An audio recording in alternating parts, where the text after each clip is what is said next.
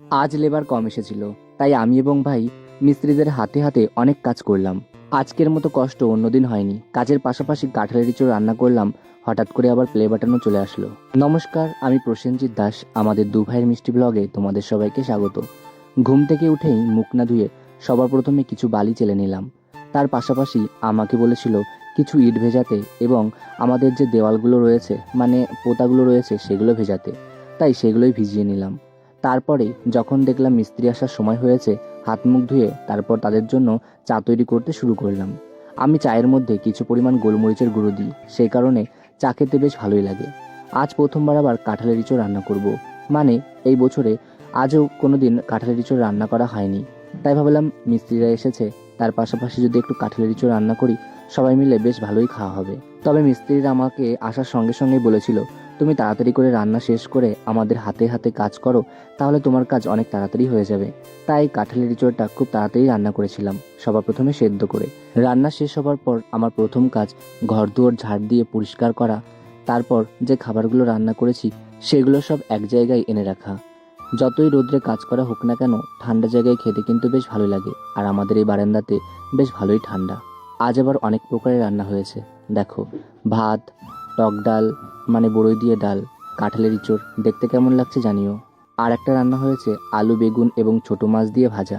এটা আমার জেঠি রান্না করে দিয়েছে, সেই কারণে আজ মিস্ত্রিদের জন্য সবার প্রথম মানে এত প্রকারের রান্না হলো। তাড়াতাড়ি করেই রান্না করেছি, মোটামুটি 10টার আগেই আমার রান্না হয়ে গেছে। কারণ আসার সঙ্গে সঙ্গেই মিস্ত্রিরা বলেছিল যে তুমিও হাতে হাতে কাজ করো, তাহলে কাজে এগোবে। ভাইও আমার পাশাপাশি কাজ করছে, বলছে দাদা আজ আমাদের ঘরের কাজ আমরা একসঙ্গেই করব, তাহলে আমাদের ঘরের কাজ খুব তাড়াতাড়ি হয়ে যাবে, আজ আর খেলতেও যাব না। বাইরের কথা যদি মা থাকতে বলতো বা মা শুনতো, তাহলে বলতো আমার ছেলেটা কত বড় হয়েছে। আমারও বেশ ভালো লাগলো ভাইয়ের মুখে এই কথা শুনে। তারপর আমরাও শুরু করে দিলাম মিস্ত্রিদের সঙ্গে হাতে হাতে কাজ করতে। এই কাজগুলো আমি কোনোদিন করিনি, এটা আমার জীবনে প্রথম অভিজ্ঞতা। অনেক মানুষ বা অনেককেই দেখেছি যে কাজ করতে লজ্জা পায়, ছোটোখাটো বা যে কোনো কাজ। আচ্ছা, কাজে কিসের লজ্জা? কাজ তো কাজই হয়, সেটা ছোট হোক কিংবা বড়, কাজ কাজই হয়, সেখানে লজ্জা পাওয়ার কোনো বিষয় নেই। যাই হোক, তারপর আমরা হাতে হাতে সবাই মিলে কাজ করছিলাম বলে কাজ বেশ দ্রুত গতিতে এগোচ্ছিল। ভাইও দেখো কুর্নি দিয়ে মশলা কাটতে ব্যস্ত। তারপর এই দাদা মশলা মেখে দিচ্ছিল, আর আমি মশলা মাখানো কড়াইতে করে সমস্ত মশলা এনে এই ইটের পর রাখছিলাম। বেশ ভালোই তাড়াতাড়ি এগোচ্ছিল। তারপর বালিতে কম পড়ে গেছিল এবং সিমেন্টেও কম পড়েছিল, সেই কারণে আরও কয়েক বস্তা সিমেন্ট নামাতে হয়েছিল। এর আগের দিন সিমেন্ট নামিয়েছিলাম যে দামে, আজ 10 টাকা করে বেড়ে গেল। যাই হোক, তারপর সবাইকে খেতে দিলাম। আর এর পাশাপাশি ভাইও খেতে বসে পড়েছিল মিস্ত্রিদের সঙ্গে। আর ভাইকে আমি বারবার বলছিলাম আমাদের ছোট মিস্ত্রি মশাই কাজ কিন্তু একটু ভালো করে করবে। যাই হোক, তারপর আমিও খেয়ে নিলাম। খেয়ে আর বসে থাকার উপায় নেই, কারণ রেশন লাইনে ভাইকে লাইন দাঁড়াতে দিয়েছিলাম। আর আজ আমাদের বাড়ির কাছেই রেশন দিচ্ছে। আজ যদি রেশনের এন্ট্রি না করি তাহলে আর মাল পাবো না।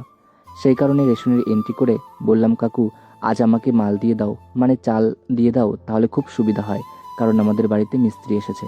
সেই মতো আজ আমাকে চাল দিয়ে দিল এবং চাল নিয়ে আসার পর আবার কাজ করতে শুরু করলাম। হঠাৎ করে দুটো ভাই আমাদের বাড়িতে এলো এবং আসার পর আমাকে একটা হাতে বানানো প্লে বাটন আর একটা ক্যাডবেরি দিয়ে গেল। এত বড় একটা উপহার পেয়ে আমার তো বেশ ভালো লাগলো। তবে আমার ইউটিউবে এখনও 1 লক্ষ সদস্য হয়নি। যাই হোক, তোমরা অবশ্যই আমাকে একটু ইউটিউবে সাপোর্ট করো, তাহলে অবশ্যই খুব তাড়াতাড়ি হয়ে যাবে। তারপর সময়ের মধ্যে আমাদের কাজ হয়েছিল না, তাই আমি মিস্ত্রি দাদাদের বলেছিলাম তোমাদের একটা লেবার অথবা কিছু টাকা ধরে দেবো, তাহলে তোমরা একটু কাজটা এগিয়ে দিয়ে যাও, তাহলে পোতাটা তৈরি হলে আমি মাটি নামাতে পারবো। সে মতো দাদারা প্রথম রাজি হচ্ছিল না, তারপর রাজি হলো। তারপর আমরা আবার সবাই কাজ করতে শুরু করলাম।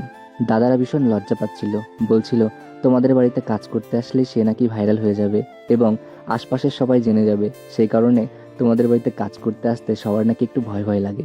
তারপর আমি বললাম যে মানা করবে তাহলে সেদিন তাকে দেখাবো না, অথবা সেদিন আর ক্লিপ নেব না। সে মতো দাদারা একটু নিশ্চিন্ত হলো। তার পাশাপাশি আমি বলেছিলাম আজকের কাজ সম্পূর্ণ করে দিয়ে গেলে আজকের টাকা আজকেই দিয়ে দেবো। সেই মতো কাজ যখন সন্ধ্যাবেলায় সম্পূর্ণ হলো, মানে সেই সকাল 6টার সময় কাজ করতে শুরু করেছি, আর সন্ধ্যা লাগার কিছুক্ষণ আগে মানে 5:30টার সময় কাজ শেষ হলো। বেশ ভালোই হলো। তারপর যে মাসি চকলেট পাঠিয়েছিল সেই চকলেটগুলোই সব দাদাদের দিয়ে দিলাম, টাকাও দিয়ে দিলাম। আশা করি আমাদের বাড়িতে কাজ করতে এসে সব দাদারা বেশ খুশি হয়েছে। এখন মাটি নামাতে হবে, তাছাড়া আর কোনো কাজ নেই। তবে সকাল 6টা থেকে এই সন্ধ্যা 5:30 পর্যন্ত এত কাজ করেছি, আজকে যতটা ক্লান্ত হয়েছি আর কোনোদিন হইনি। খুব খাটনি হয়েছিল, সে কারণে ভিডিওটাও পোস্ট করতে পারিনি। সেই কারণেই একদিন পরে পোস্ট করলাম।